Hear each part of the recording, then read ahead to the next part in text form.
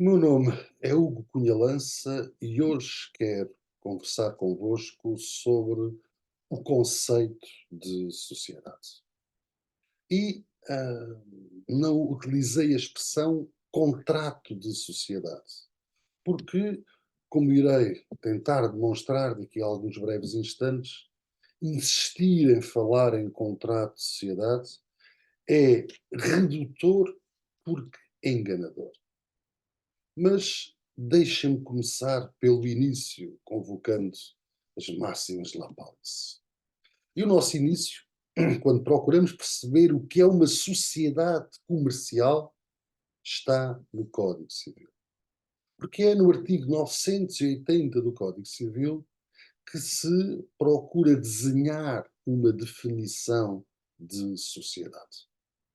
E, olhando para a norma posta, o contrato de sociedade será aquele em que duas ou mais pessoas se obrigam a contribuir, com bens ou serviços, para o exercício em comum de certa atividade económica que não seja de mera fruição, com o fim de repartirem entre si os lucros dessa atividade. Porque o nosso escopo é procurar densificar o conceito de sociedade comercial, importa desde logo perceber quais são as suas especificidades. Ou dito de outra forma, o que distingue uma sociedade civil de uma sociedade comercial. E há dois requisitos fundamentais que ajudam a concretizar, a densificar o conceito de sociedade comercial. Primeiro, um requisito substancial. A sociedade comercial é aquela que tem por objeto a prática de atos de comércio objetivos. Ou seja, somos aqui constrangidos a regressar ao Código Comercial e recordar o conceito de ato de comércio objetivo. Recatalogar quais as atividades que consideramos comerciais.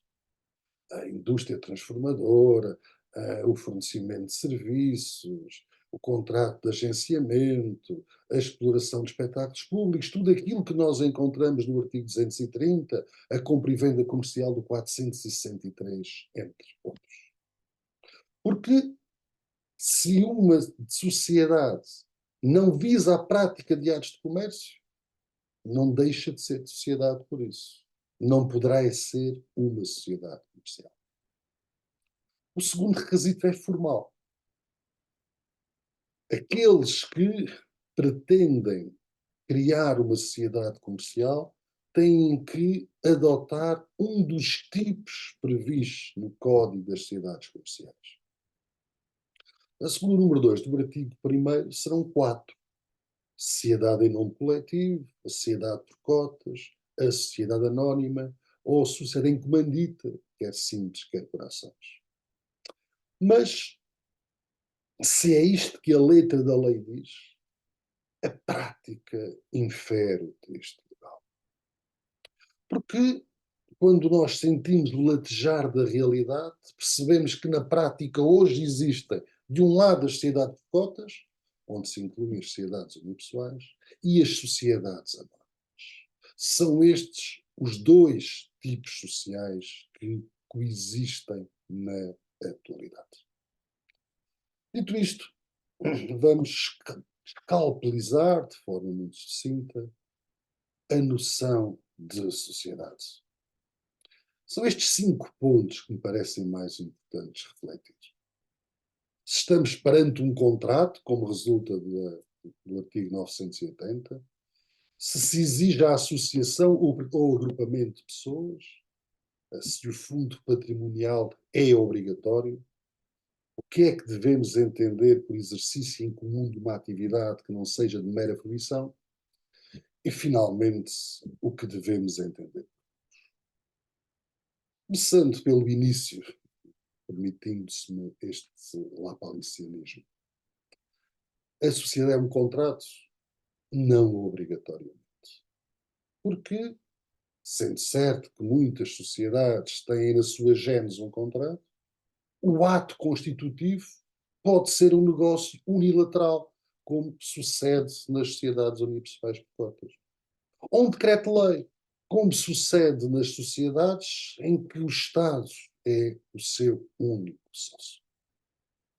Por outro lado, também a pluripessoalidade não é hoje uma exigência do conceito de sociedade. É certo que sempre existiram sociedades unipessoais, mas a unipessoalidade era superveniente, que surgia com o decurso do tempo. A forma mais simples de explicar é uma sociedade que tem dois sócios em que um deles faleceu, em que após o falecimento fica reduzido a um sócio. Isso está previsto e sempre esteve previsto na lei. O que há de novo é, de forma generalizada, a possibilidade de qualquer pessoa, singular ou coletiva, criar hoje uma sociedade em que é o único sócio. E não de uma forma transitória, mas uma sociedade que se vai perpetuar com o único sócio. Pelo que, se quisermos rigor dogmático nas definições, não podemos continuar a insistir em definir sociedade como duas ou mais pessoas. O fundo patrimonial sempre foi a gênese e a base da lógica societária. Se nós recuarmos à história do direito societário, várias pessoas juntavam-se para agruparem capital para, em conjunto, conseguirem seguir uma qualquer atividade. E esta é a lógica do capitalismo. Alguém que investe o seu capital numa atividade económica e depois virá a ser ressarcido ou não com os lucros que resultarem dessa atividade. Sucede que, quando olhamos para a norma posta atual, quando analisamos o Código das Sociedades Comerciais, mormente o regime jurídico das sociedades por cotas, percebemos que a exigência de entrada de capital pelos sócios desapareceu. Bem sei que, do ponto de vista formal, subsiste, porque é necessário um capital mínimo de €1. Mas ter sociedades em que o capital é €1 é dizer que já não se exige um fundo patrimonial. O que gera algo estranho e que nos deve obrigar a meditar, que é a estranha noção do capitalista sem capital. O quarto ponto que eu queria aqui frisar é a exigência de a sociedade se dedicar ao exercício de uma atividade económica que não seja de mera fruição. Ou seja, exclui-se da comercialidade a situação jurídica daqueles que não se dedicam a um conjunto de atos a prosseguir uma atividade económica, mas se limitam a fruir dos rendimentos. Pensemos no exemplo do dono do imóvel, do dono de um prédio, que se limita a receber as rendas desse prédio. Então, neste caso, estamos perante uma atividade de mera fruição, pelo que aquela entidade não deve ser qualificada como uma sociedade comercial. Último ponto, os lucros. Os lucros é o fim da sociedade. O que leva o sócio a criar uma sociedade, ou os sócios a juntarem-se para criar uma sociedade, é a procura do lucro que irá ser repartido depois pelos sócios.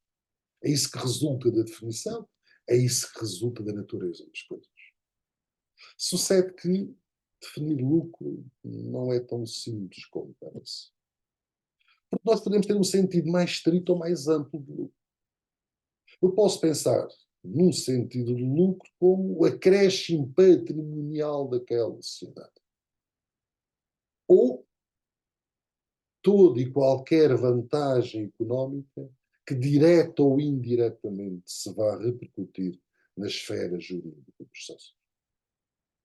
E compreender qual o conceito do lucro exigido pelo artigo 980, exigido pela legislação comercial, é absolutamente crucial para distinguir ou não as sociedades comerciais de algumas figuras afins, nomeadamente as cooperativas, os agrupamentos complementares de empresa, os AEIs, porquanto, se um sentido restrito de lucro permite-nos distinguir as sociedades daquelas entidades, já é muito questionável que, se adotarmos um sentido amplo do lucro, eu possa continuar a afirmar que são entidades diferentes.